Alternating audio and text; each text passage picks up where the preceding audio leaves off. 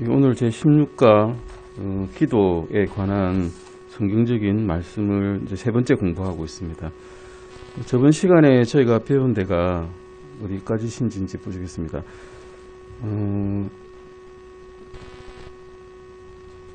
우리가 배운 데가 104페이지까지 제가 아마 배웠을 겁니다. 저번 시간까지 104페이지까지 하셨고 105페이지 어디서 기도해야 되는가에 대한 것을 한번 성경적으로 찾아보고자 합니다. 목사님 말씀하셨듯이 이제 교리도 중요하지만 기도 또한 균형 잡힌 그리스도인의 생활에서 가장 중요한 부분 중에 하나입니다.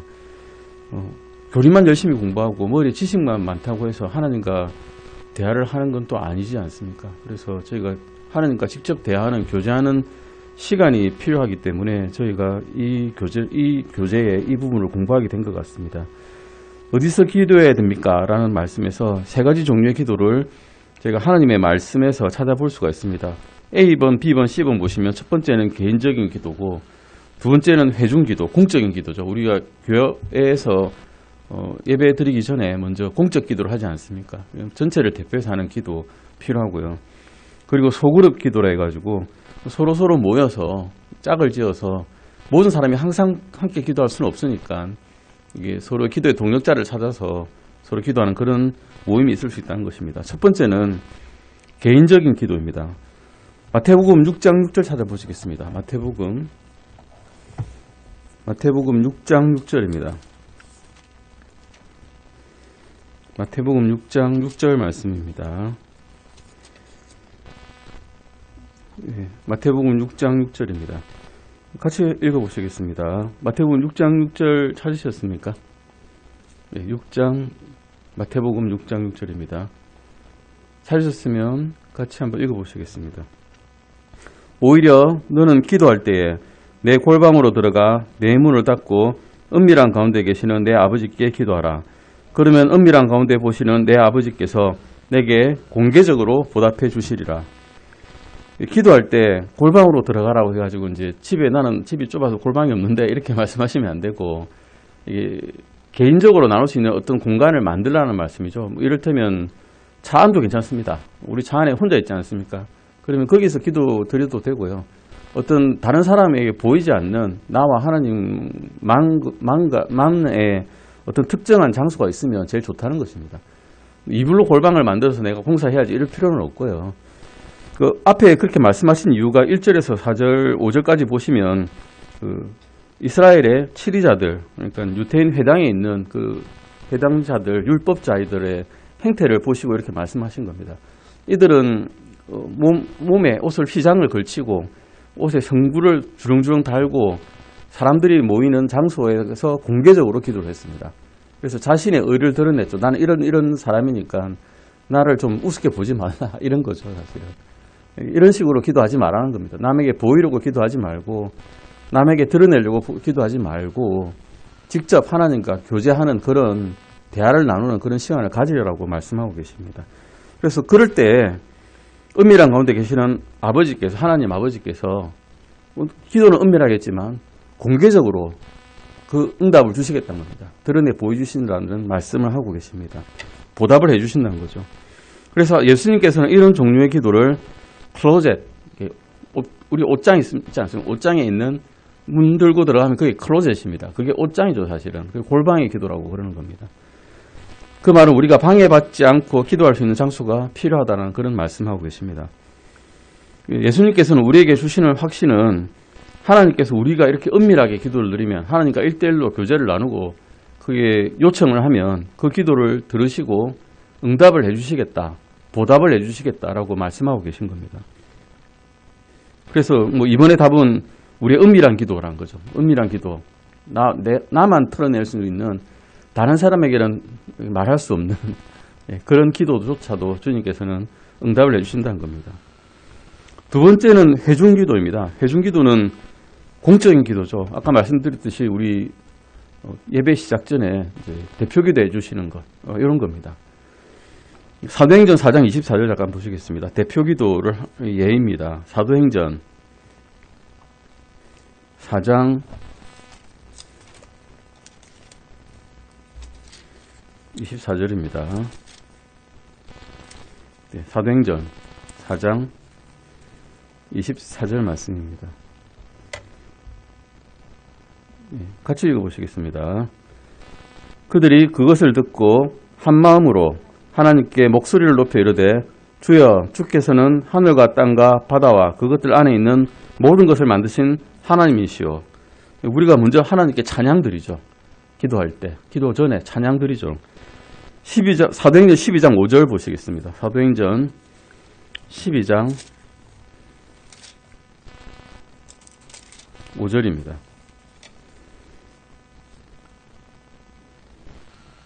사도행전 12장 5절입니다. 같이 읽으시겠습니다.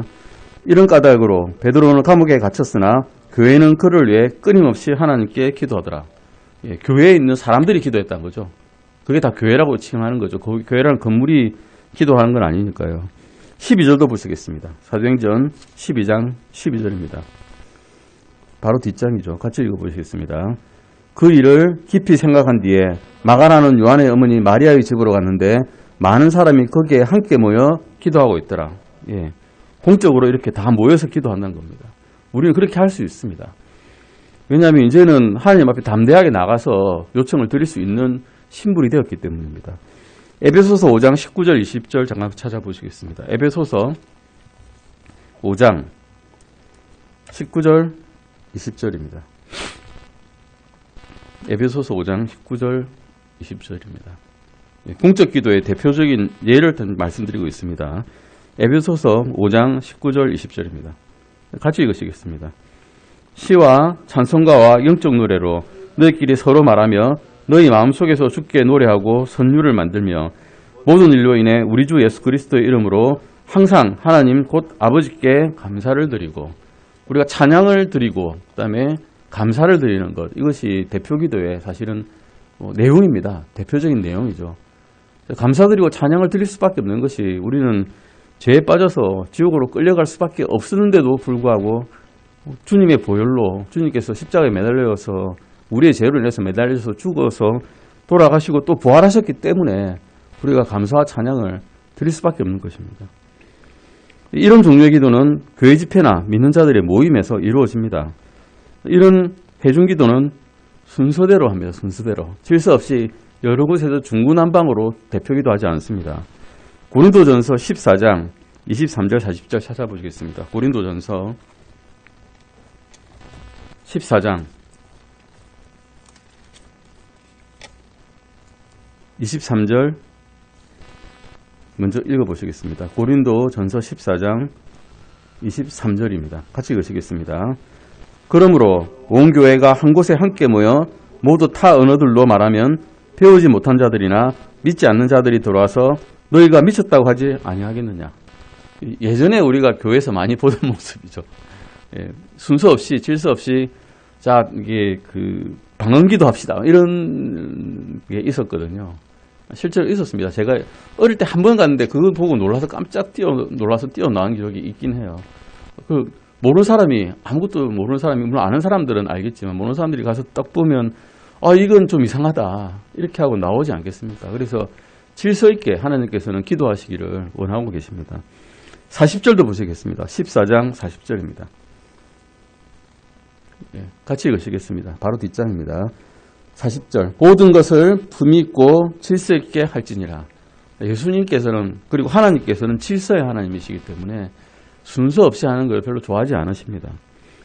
그래서 이런 모임에서 회중 기도는 한 번에 한 사람씩 하는 것이 가장 적합할 것 같습니다.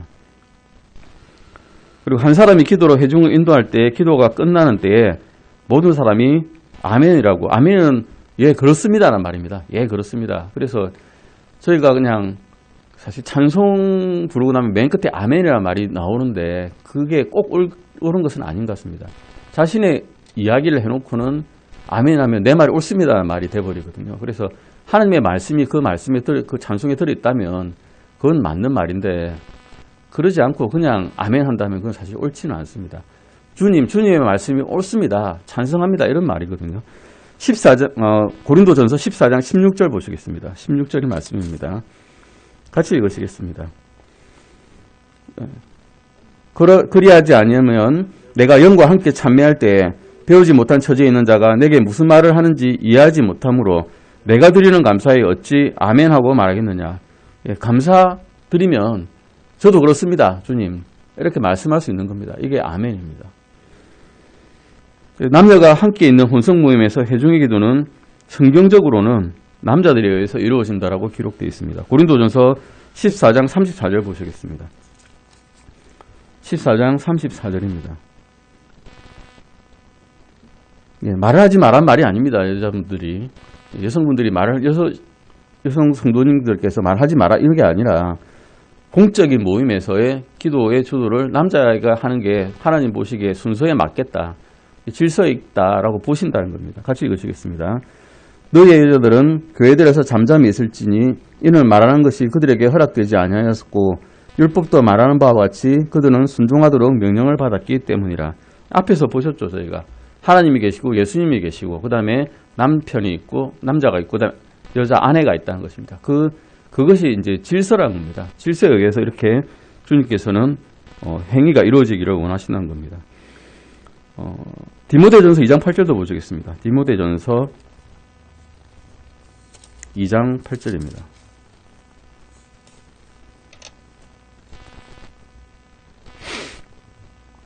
네, 디모데전서 2장 8절입니다. 같이 읽으시겠습니다. 그러므로 나는 모든 곳에서 남자들이 진노하거나 의심하지 않고 거룩한 손을 들어 기도하기를 원하노라. 예, 기도하기를 원한다고 하십니다. 기도하지 말고 잠잠히 있으라 하시는 게 아니라 기도하기를 원한다고 하십니다. 그 다음에 소그룹 기도에 관한 말씀입니다. 소그룹은 두세 사람이 모여서 기도하는 거죠, 사실은. 뭐 10명 이상 모여서 하는 게 아니라 두세 사람 모여서 서로 마음을 맞추어 가지고 하나님께 감사와 찬양을 드리는 것입니다. 마태복음 18장 19절 20절 보시겠습니다. 마태복음 18장 19절 20절입니다. 마태복음 18장 19절 20절입니다. 같이 읽으시겠습니다. 내가 다시 너희에게 이르노니 너희 중 두 사람이 자기들이 구할 어떤 것에 대하여 땅에서 한 마음이 되면 하늘에 계신 내 아버지께서 그들을 위해 그것을 행하시리라. 두세 사람이 내 이름으로 함께 모인 곳 거기에 나도 그들의 한가운데 있느니라 하시니라. 주님께서는 무소부재하신다 그죠?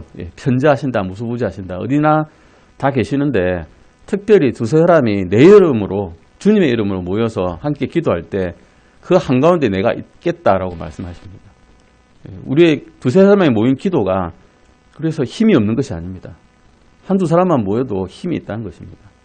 왜냐하면 우리의 힘이 아니거든요. 예수님의 힘이기 때문에. 그러면 내 기도가 나 필요한 게 있어가지고 요청을 드렸습니다. 그러면 항상 응답받을 수 있는가라는 이제 질문입니다. 제일 좋은 것은 바라는 것은 좋은 건 아니죠. 바라는 것은 기도만 하면 즉각 답이 나오길 우리는 사실 바랍니다. 얼마나 좋겠습니까? 그러면 인생이 편하거든요. 수월하게 흘러갈 수 있습니다. 그런데 기도가 응답받기 위한 두 가지 조건이 있습니다. 요한 1서 5장 14절입니다. 저번 시간에도 봤는데요. 요한 1서 5장 14절 말씀입니다. 요한 1서입니다. 요한 1서 5장 14절 말씀입니다. 같이 읽으시겠습니다. 그분 안에서 우리가 가진 확신은 이것이니 곧 우리가 그분의 뜻대로 무엇이든 구하면 그분께서 우리 말을 들으신다는 것이라. 구하기는 구하는데 그분의 뜻대로 구한다. 주님의 뜻대로 구한다는 겁니다. 주님은 하나님의 뜻만을 행하셨기 때문에 하나님의 뜻대로 구해야만 우리가 그 응답을 받을 수 있다는 겁니다. 기도를 세게 하고 기도를 한 10시간씩 하고 이런다고 주시는 게 아니라 우리가 그리스도의 모습으로 변화되어서 그리스도의 마음을 가지고 그리스도의 뜻대로 구하는 것이 기도의 응답을 받는 비결이라는 것이죠. 비결이라고 그러면 되게 좀 웃음 말이 되겠는데 결국 우리가 그리스도의 마음을 알아야 된다는 겁니다. 우리가 구할 때 사실 우리가 필요한 것을 구하죠. 근데 성경에 나오는 기도 중에서 자신을 위해서 구한 기도를 보시면 바울이 3번 기도한 거 있잖아요. 바울이 자신의 몸에 악마의 가시가 박혀 있어가지고 그걸 빼달라고 3번 간청하셨죠. 그럼 주님의 대답이 뭐였습니까? 내 은혜가 내게 족하다 하셨습니다. 안 들어주셨죠. 그나마 자기를 위해서 구한 거 딱 하나인데가 안 들어주셨어요. 약한 것에서 나의 강함을 보여줄 수 있으니까 그것은 내 은혜가 내게 족하다고 하시면서 안 들어주셨습니다. 결국 하나님의 뜻대로 구한다는 것은 나를 위해서 구하는 게 아니라 다른 사람을 위해서 구한다는 겁니다. 사실은 나의 소욕을 위해서, 나의 정욕을 위해서 구하는 게 아니라 다른 사람을 구원하기 위해서 구하는 것을 주님께서 원하신다는 것 같습니다. 그래서 하나님의 뜻을 우리가 어떻게 할까? 그러면 요한복음 15장 7절 잠깐 보시겠습니다. 요한복음 15장 7절입니다. 그분의 뜻대로 구하려고 그러면 그분의 뜻을 알아야 되지 않겠습니까? 뜻을 알려면 어떻게 해야 되는가? 요한복음 15장 7절입니다. 같이 보시겠습니다. 너희가 내 안에 거하고 내 말들이 너희 안에 거하면 너희가 원하는 바를 구하라. 그러면 그것이 너희에게 이루어지리라. 예. 내 말들이 너희 안에 거해야 된다고 합니다. 내 말들이. 하나님의 말씀을 일단 알아야 그게 우리 마음속에 거할 수 있겠죠. 물론 성령님께서 오시면 그 말씀을 달게 느끼고 그것을 구하고자 하는 마음이 듭니다. 근데 그게 이제 우리 옛사람 있지 않습니까? 옛사람은 또 그걸 별로 안 좋아하거든요. 막 이게 다툼이 일어납니다. 이 말씀을 구하고 싶다가도 옛사람이 그거 말고 딴 것도 좋은 거 있는데 하면 그게 따라가죠. 그러면 또 그 말들을 구하지 않습니다. 그러면 기도를 해도 두 마음이 구하는 거니까 갈팡질팡하면서 원하는 바가 이루어지지 않는다는 것입니다. 그래서 결국 말씀을 듣고 읽고 그 말씀이 우리 안에 거하게 만들어야 된다는 것은 그래야만이 우리의 기도가 하나님께 응답을 받는다는 것입니다. 마태복음 21장 22절도 보시겠습니다. 구하는 응답받기 위한 비결 2가지입니다. 지금 첫 번째는 그분의 뜻대로 구하는 것이었고요. 마태복음 21장 22절입니다. 마태복음 21장 22절입니다. 네, 마태복음 21장 22절입니다. 같이 한번 읽어보시겠습니다. 너희가 믿고 기도할 때에 무엇을 구하든지 모든 것을 받으리라 하시니라. 예, 어떻게 구해야 된다고요? 어떻게 기도해야 된다고요? 믿고 기도해야 된다며. 믿고. 기도하고 난 다음에 믿는 게 아니라 믿은 다음에 기도하라고 하십니다. 내가 원하는 것을 요청할 때 주님께서 주실 것을 믿고 기도해야 너희가 응답을 받는다라고 하시는데 그 앞에 보시면 무화과 나무를 뜬금없이 말려버리십니다. 이게 제가 이해가 제일 안 됐던 부위죠. 사실은 쭉 가시다가 성전에 들어오셨는데 아주 나귀를 타고 오시면서 호산나 호산나 소리를 말씀을 들으시면서 성전에 왔는데 성전에선 조용히 계시다가 갑자기 무화과 나무를 보시고 이게 목이 마르셨는지 아니면 시장하셨는지 열매를 찾으러 딱 가셨어요. 근데 가셨는데 거기 무화과 나무에 열매가 없으니까 저주를 내리시는 거죠. 열매가 없으니까 너 말아라 죽을 거다 이러시는 거죠. 그런데 그렇게 하니까 말씀을 그렇게 하시니까 실제로 무화과 나무가 말라버렸어요.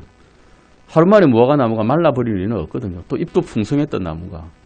사실 비유가 성전에 대한 비유였습니다. 다른 말씀이 아니라 성전은 잎이 무성하거든요. 종교적 행위가 가득하니까 겉으로 보기에는 정말 훌륭한 이 종교 활동을 하는 곳이구나.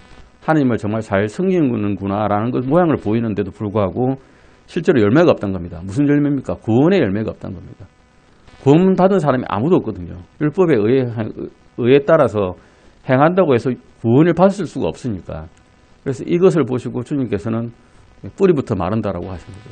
그래서 실제로 뿌리부터 말라서 무화과 나무가 말라 죽어버렸습니다. 믿고 어쨌든 기도를 해야 우리가 모든 것을 받는다라는 말씀을 이렇게 해주시고 계시고 그 앞 구절에 있는 무화과 나무가 마른 이야기는 그런 것이고요. 우리가 기도할 때 믿음으로 왜 하느냐? 히브리서 11장 6절 보시겠습니다. 히브리서 11장 6절입니다. 왜 믿고 기도해야 되는가입니다. 11장 6절입니다.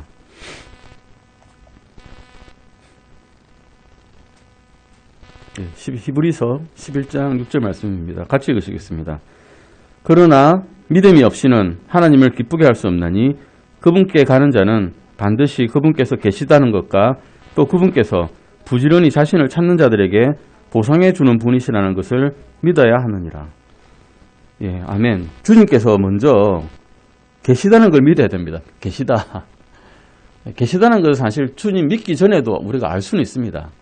하늘과 땅을 보고 세상의 생물들이 사는 것을 보고 뭐 간단하게는 나비가 번데기에서 변태되어 하늘로 날아간 것을 보고 이런 것을 만드는 사람이 도대체 누구일까를 곰곰이 생각해 보면, 그리고 우리가 어디에서 왔는가를 곰곰이 생각해 보면 누군가는 계시다는 것을 알 수가 있습니다. 우리 비행기를 만들 때 비행기 조립품들, 부품들을 한 대 모아놓고 하늘에서 툭 떨어지면 비행기가 조립되지 않지는 않습니까? 비행기가 조립을 되지는 않지 않습니까? 누군가 와서 이렇게 끼워 맞춰줘야 조립이 되고, 그래서 누군가 와서 조종을 해줘야 비행기가 날게 되지 않습니까? 뭐든지 창조물은 맞는 사람이 있어야 되는 겁니다. 맞는 사람이 없으면 아무것도 되지가 않습니다. 그건 저주로 되는 것은 아무것도 없다는 것입니다. 그러니까 하나님이 계시다는 것을 믿기 전에도 우리는 사실은 마음속으로는 깨닫고 있습니다. 본래 갖고 있는 혼이 주님께서 주신 거니까 본성적으로 알고 있는데 거부하죠. 우리 사회 교육에 의해서 거부하고 있다는 겁니다. 그래서 우리는 기쁘게 해드리기 위해서는 먼저 그분이 계시다는 것과 부지런히 그분을 이 갖고 있는 본성을 통해서 찾고자 하는 사람들에게는, 그리고 믿음이 가지고 있는 사람에게는 보상을 해주신다는 겁니다. 믿는 것만으로도 우리는 보상을 받을 수 있다는 것입니다. 그래서 우리는 기도할 때 믿음을 하는 것이 왜 필요하냐? 믿음이 없이는 하나님을 기쁘시게 할 수 없기 때문입니다. 하나님 기뻐하셔야 응답을 해주시겠죠. B번입니다. 하나님께서는 실제로 기도에 그러면 응답을 해주십니다. 우리가 기도를 했는데 그분이 뜻대로 구했고 믿고 구했습니다. 어떻게 그러면 응답을 해주시는가? 세 가지 방법으로 응답을 해주십니다. 첫 번째는 그래 응답해 주마입니다. 시편 84편 11절입니다. 시편 84편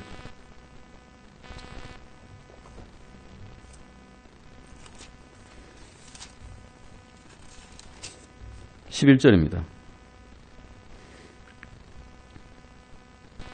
같이 읽으시겠습니다. 이는 주 하나님께서 해와 방패이시기 때문입니다. 주께서 은혜와 영광을 주시며 올바르게 걷는 자들에게 좋은 것을 아끼지 아니하시리이다. 이렇게 기도하면 하나님의 뜻대로 믿고 구하면 좋은 것을 아끼지 아니하실 때가 있습니다. 뜻대로 구했으니까요. 그대로 주십니다. 즉답하시는 경우가 있죠. 즉답. 바로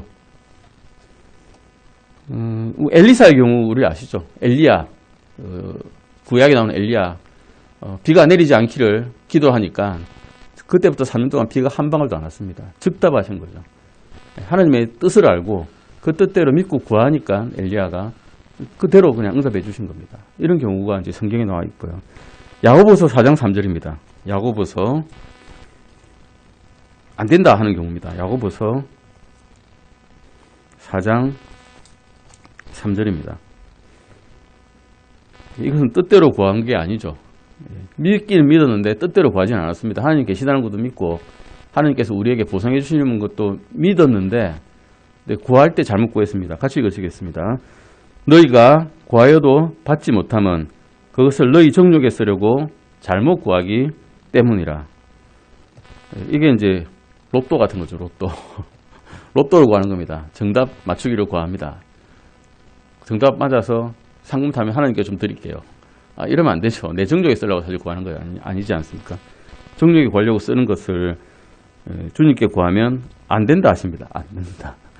이건 거의 100에 100이면 안 된다 하시겠죠. 그것을 구했을 때, 응답했을 때 좋은 것에 쓸 리가 만무하기 때문입니다. 해로운 것들을 구하면 주님께서는 아버지의 마음으로 안 된다 하십니다. 갓난아이가 불 옆에서 막 놀고 있으면 아버지는 안 된다 하시죠. 저리 가라 이러시죠. 그거랑 똑같은 겁니다. 누가복음 11장 8절 말씀입니다. 그러면 누가복음 11장 8절 기다려라 하는 거죠. 누가복음 11장 8절 말씀입니다. 같이 읽으시겠습니다. 누가복음 11장 8절입니다. 누가복음 11장 8절. 찾으셨으면 같이 읽어보시겠습니다. 내가 너희에게 이르노니 그가 자기 친구라는 이유로는 그 사람이 일어나 그에게 주지 아니할지라도 그가 귀찮게 졸라됨으로 일어나 그의 필요대로 다 그에게 주리라. 한밤중에 어떤 친구에게 친구가 찾아왔습니다. 근데 배가 고프니까 빵 3개 빌려달라라고 친구에게 부탁을 합니다. 그러니까 그 친구가 다른 친구에게 찾아갑니다. 그래서 여행 중에 온 친구가 있는데 빵 좀 달라 나한테. 그 밤중에 가니까 사실 유대인들은 6시 이후로는 밤이거든요. 밥 없습니다. 안 차려줍니다. 근데 와가지고 이제 귀찮게 두드리니까 친구라서 주는 게 아니라 귀찮아서 두드리는 게 귀찮아서 시끄러워서 주는 겁니다. 열심히 하나님께 기도드리고 계속 구하면 끈기 있게 구하면 대신 하나님이 계시다는 걸 믿고 그다음에 하나님의 뜻대로 이렇게 구하면 끈기 있게 구하면 주신다는 거죠.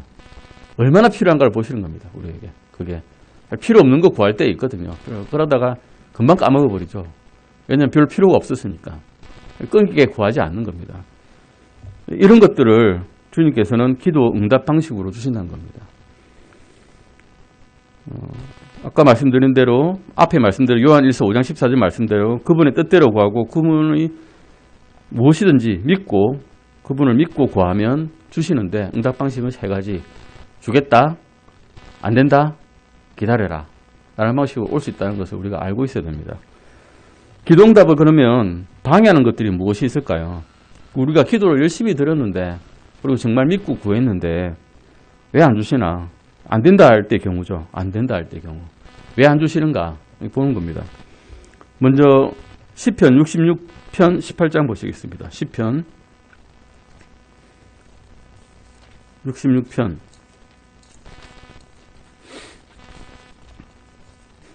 18절입니다.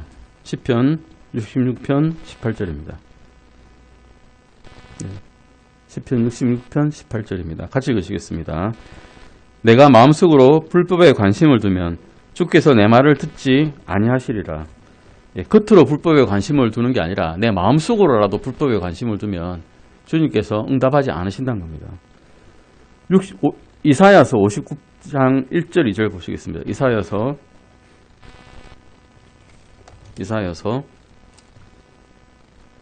59장 1절 2절입니다. 이사야서 59장 1절 2절입니다. 찾으셨으면 같이 읽으시겠습니다. 보라, 주의 손이 짧아져서 구원할 수 없는 것도 아니요 그분의 귀가 둔하여서 들을 수 없는 것도 아니라 오히려 너희 불법들이 너희와 너희 하나님 사이를 갈라놓았고 너희 죄들이 그분의 얼굴을 너희에게 숨겼으므로 그분께서 듣지 아니하시리니. 우리는 구원받은 자녀이기 때문에 이 구약의 말씀하고 조금 다르게 반응을 하긴 합니다.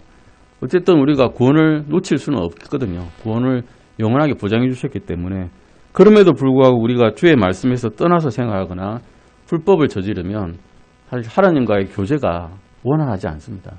왜냐하면 제가 숨고 싶거든요. 제가 하나님에게서 숨고 싶어집니다. 고개를 돌리고 싶어집니다. 왜냐하면 내가 어렵지 않기 때문에, 내가 깨끗하지 않다는 것을 내가 느끼기 때문에 그렇습니다. 그래서 불법을 저질렀을 때는 기도를 우리가 하기가 일단 힘듭니다. 실제로. 그러고 보면 기도를 해도 하나님께서는 이런 자백하지 않은 죄 때문에 더 응답이 없다는 거죠.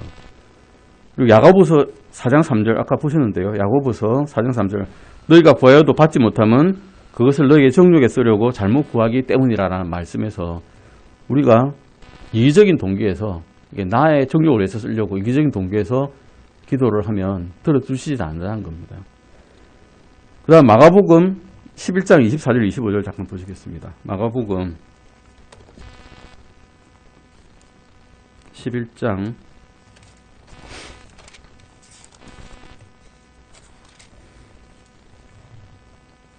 24절 25절입니다. 물론 이 마가복음 말씀도 똑같이 무화과 나무가 이제 말라버린 일에 대한 것에 대한 말씀 다음에 나옵니다. 이런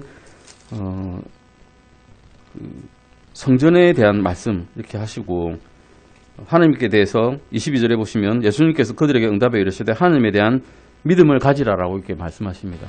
하나님께서 언젠가는 너희를 구원하실 것이다 라는 믿음을 가지라는 거죠. 이스라엘 사람들에게 이 불법에 대한 저주의 말씀이 내려주셨지만, 성전에 대한 저주의 말씀이 내려주셨지만 그래도 믿음을 가지라는 희망을 주시고, 그 다음에 거기에 더해서 어떻게 해야 너희가 용서를 받는지를 보시고 계십니다. 마가복음 11장 24절 25절 보시겠습니다. 같이 읽으시겠습니다. 그러므로 내가 너희에게 이르노니 너희가 어떤 것들을 원하든지 너희가 기도할 때에 그것들을 받는 줄로 믿으라. 그러면 너희가 그것들을 받으리라. 너희가 서서 기도할 때에 어떤 사람을 대적할 어떤 일이 너희에게 있거든 용서하라. 그러면 하늘에 계신 너희 아버지께서도 너희에게 너희 범법들을 용서하시리라. 믿는 것에 더해서 용서가 필요하다고 하십니다. 우리의 기도에 응답을 받으려면 다른 사람과 대적할 일이 있었을 때 그들을 용서하라는 거죠. 심지어는 원수를 사랑하라는 말씀도 하시죠. 원수를 사랑할 수 없거든요. 인간의 본성은. 원수면 원수답게 대해서 그를 쳐부수죠. 우리는 보통. 우리의 옛사람은. 그렇게 해야 속이 시원하고. 근데 그렇게 하지 말라고 하십니다. 용서하고 그의 구원을 위해서도 기도하라고 합니다. 무디 같은 경우는 히틀러 시대에 살았거든요. 히틀러를 위해서도 기도를 했습니다. 그가 구원받기를. 왜냐하면 하나님 눈에서 보시기에는 그가 지은 죄가 아무리 많다 하더라도 우리의 죄와 사실 다를 바가 별로 없거든요. 그도 하나님의 소중한 자식 중에 하나라는 겁니다. 그래서 무디는 그렇게 기도를 했다고 합니다. 그 다음에 잠언, 베드로전서 3장 7절입니다. 그래서 결론은 다른 사람을 용서하지 못할 때 우리가 기도에 응답이 없다는 겁니다. 베드로전서 3장 7절도 보시겠습니다. 베드로전서 3장 7절입니다. 베드로전서 3장 7절 같이 읽어보시겠습니다. 찾으시면 같이 읽겠습니다. 남편들아, 이와 같이 너희도 지식에 따라 그들과 동거하고 아내를 더 약한 그릇이요 또 생명의 은혜를 함께 상속받을 자로 여기고 존중하라. 그래야 너희 기도가 방해를 받지 아니하리라. 부부관계가 원만하지 않으면 기도하기 쉽지 않습니다. 가정에 다툼이 있으면 기도가 안 되죠. 그래서 기도를 하기 위해서라도 하나님과 관계를 올바르게 정립하기 위해서라도 부부관계를 원만하게 가지라고 말씀하고 계십니다. 아내를 더 약한 그릇이고 생명의 은혜를 함께 상속받을 자로 여기고 존중하라고 하고 계십니다. 남편의 역할이죠. 약하다고 무시하거나 또 깨부수려고 하지 말고 더 존중하라고 말씀하고 계십니다. 잠언 28장 9절도 보시겠습니다. 잠언 28장 9절입니다. 잠언 28장 9절입니다.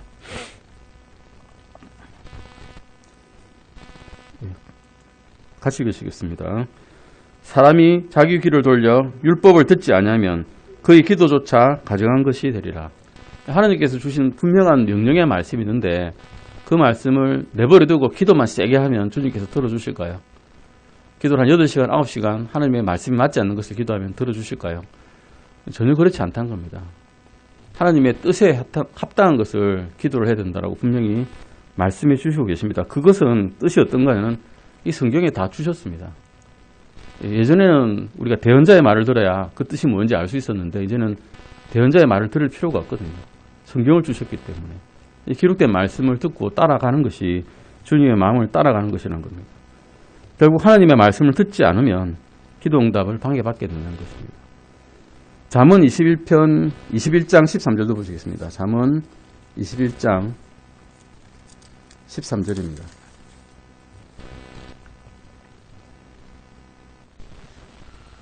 같이 읽으시겠습니다. 잠언 21장 13절입니다. 누구든지 가난한 자의 부르짖음에 귀를 막으면 그 역시 직접 부르짖어도 그의 말을 들을 자가 없으리라. 불쌍히 여기는 마음이 없으면 주님께서 기도를 들어주시지 않습니다. 그리고 스가랴서 7장 8절에서 14절 잠깐 보시겠습니다. 스가랴서 7장 8절에서 14절입니다. 스가랴는 바빌론 포로 생활에서 돌아온 사람이죠. 먼저 스룹바벨이 성전 건축하기 위해서 이렇게 돌아오고요. 거기서 한 16년간 고생을 해서 성전 건축을 하려 했는데 결국 성전 건축을 못했습니다. 그래서 학개하고 스가랴가 이제 다시 16년 이후에 와가지고 성전을 건축을 하게 됩니다. 이때 이제 대언자들 스가랴, 학개 이렇게 나올 때 그때의 말씀입니다. 스가랴서 7장 8절에서 14절입니다. 같이 읽으시겠습니다. 주의 말씀이 스가랴에게 임하여 이르시되 군대들의 주가 이같이 말하여 이르노라. 진실한 재판을 집행하며 저마다 자기 형제에게 긍휼과 동정심을 베풀고 과부와 아버지 없는 자와 타국인과 가난한 자를 압제하지 말며 너희 중 아무도 마음속에서 자기 형제를 대적하려고 악을 꾀하지 말라. 그러나 그들의 귀 기울이기를 거절하여 어깨를 뺏고 듣지 아니하려고 자기 귀를 막았으며 참으로 그들이 자기 마음을 금강석같이 만들어 율법과 또 군대들의 주가 이전의 대언자들을 통해 자신의 영으로 보낸 말들을 듣지 아니하려 하였으므로 큰 진노가 군대들의 주로부터 나왔느니라. 그러므로 그가 외쳐도 그들이 들으려 하지 아니한 것 같이 그들이 외쳐도 내가 들으려 하지 아니하리라. 군대들의 주가 말하노라. 오히려 내가 그들을 회오리 바람으로 흩되 그들이 알지 못하던 모든 민족들 가운데로 흩었으므로 그 땅이 그들이 잡혀간 뒤에 황폐하게 되어 아무도 거기를 지나가거나 거기로 돌아오지 아니하였으니 이는 그들이 그 기쁨의 땅을 황폐하게 하였기 때문이라 하시니라. 이스라엘이 이랬죠. 대언자들이 숱한 대언자들을 하나님께서 보내셨습니다. 지금도 그렇습니다. 숱한 목사님들을 우리에게 보내주셔서 말씀을 듣게 합니다.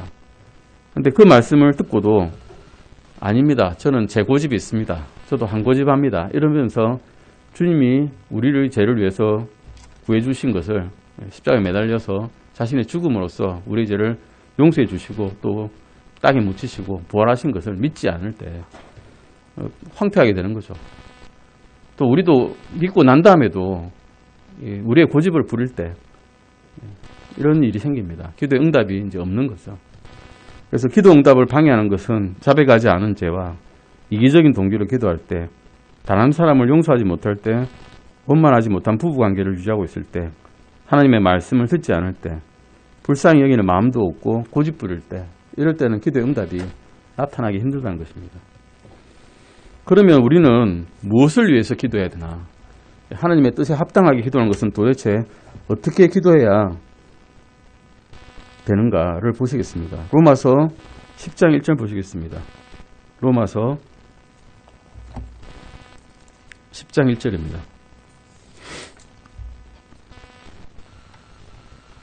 로마서 찾으셨습니까? 로마서 10장 1절입니다. 로마서 10장 1절입니다. 네, 같이 읽으시겠습니다. 로마서 10장 1절 말씀입니다. 형제들아, 내가 이스라엘을 위해 마음의 소원을 두고 하나님께 기도하노니 이것은 그들이 구원을 받게 하려 함이라. 바울은 위대한 이방인들의 사역자입니다. 이방인들을 구원하기 위해서 여러 방면으로 이제 돌아다녔던 그 아시아 지역과 로마 지역과 그리스 지역을 다 돌아다니면서 두루 돌아다니면서 이방인들의 교회를 많이 세웠습니다. 그런데 바울이 그 지역에 가서 맨 처음 한 것은 항상 맨 처음 한 것이 있습니다. 유대인들의 회당이 먼저 들립니다. 그래서 말씀을 선포합니다. 그래서 돌아오는 유대인이 있으면 좋고요. 아니면 어쩔 수 없이 이방인들을 찾아 나갑니다. 먼저 자기 동족, 자기 피부치를 위한 애절한 마음, 구원에 대한 애절한 마음이 있었던 겁니다. 그래서 우리도 또한 그렇습니다. 우리 민족을 위해서 기도를 해야 됩니다. 우리의 지금 가는 길들이 많이 어지러워지고 우리 사회가 혼탁해지고 사회가 사회주의처럼 바뀌고 있어도 우리는 이 정부에 대해서 대항하거나 반항하는 것은 뭐 있을 수 없다 하더라도 우리 민족을 위해서는, 우리 나라를 위해서는 기도를 해야 된다는 겁니다. 그 사람들은 마음에 들지 않더라도, 지금 위정자들이 마음에 들지 않더라도 그 사람들은 직위일 뿐이고 그 사람은 밉지만 그 사람도 구원받아야 될 사람이고 하나님의 자녀들이고 그 사람들이 돌아오기를 기도를 또 해야 된다는 거죠. 그들을 위한 바울의 기도는 사실 이스라엘 사람들이 구원을 받게 하기 위해서입니다. 똑같습니다. 우리도 똑같습니다. 그 사람들이 구원을 받기를 바라는 것을 기도드려야 됩니다. 디모데전서 2장 7절에서 4절까지 오늘 아마 공부하게 될 것 같은데요. 디모데전서 2장 1절에서 4절입니다. 디모데전서 2장 1절에서 4절 말씀입니다. 무엇을 위해 기도하느냐에 대한 말씀입니다. 누구를 위해서에 대한 거죠. 이것은 같이 읽으시겠습니다. 그러므로 내가 권면하노니 무엇보다 먼저 모든 사람을 위해 간구와 기도와 중보와 감사를 드리고 왕들과 권위를 가진 모든 자들을 위해서도 그리하라. 이것은 우리가 전적으로 하나님을 따르며 정직한 가운데 조용하고 평화로운 삶을 살려 함이라. 이것은 우리 구원자 하나님의 눈앞에서 선하며 그분께서 받으실 만한 것이니 그분께서는 모든 사람이 구원을 받고 진리를 아는 데 이르기를 원하시느니라. 왕들과 권위를 가진 자들 그리고 모든 자들을 위해서 기도하라고 하십니다. 간구는 우리가 이제 다니엘이 사자굴에 떨어졌을 때 간구했잖아요. 하나님께 간절히 요청하는 것을 간구라 그러고, 기도하고 중보는 다른 사람을 위해서 기도하는 거죠. 물론 우리가 중보한 건 아닙니다만 예수님께서 그리고 성령님께서 우리를 위해서 중보하고 계시죠. 거기에 더해서 우리도 다른 사람을 위해서 중보할 수 있는 겁니다. 그리고 감사 또한 기도입니다. 하나님께 감사드리는 것도 기도라는 겁니다. 이것을 드리라는 거고, 누구를 위해서? 모든 사람을 위해서 기도하는 거죠. 그리고 특별히 왕들과 권위를 가진 모든 자들을 위해서도 기도하는데 그 이유가 뒤에 있습니다. 우리가 전적으로 하나님을 따르며 정직한 가운데 조용하고 평화로운 삶을 살기 위해서입니다. 그 사람이 좋아서가 아니라 그 사람이 잘해야 그리스도인들이 정직하게 살 수 있습니다. 도둑질하지 않고도 살 수 있거든요. 평화롭게 살 수 있고 하나님을 따르면서 기도하며 살 수가 있습니다. 사회가 평안해야 할 수 있는 일입니다. 그 사람들이 일을 잘못해서 사회가 불안해지면 이게 힘들어진다는 겁니다. 그것을 위해서 기도하라고 하십니다. 그래서 결국은 우리가 기도해야 될 세 부류의 사람, 모든 사람이겠죠. 하지만 그 중에서도 왕들과 권위를 가진 사람들, 그리고 구원받아야 될 사람들을 위해서 기도하라고 하고 계십니다. 오늘 여기까지 하시고 다음 시간에 이제 107페이지 쭉 다시 공부를 하시겠습니다. 기도하고 마치시겠습니다.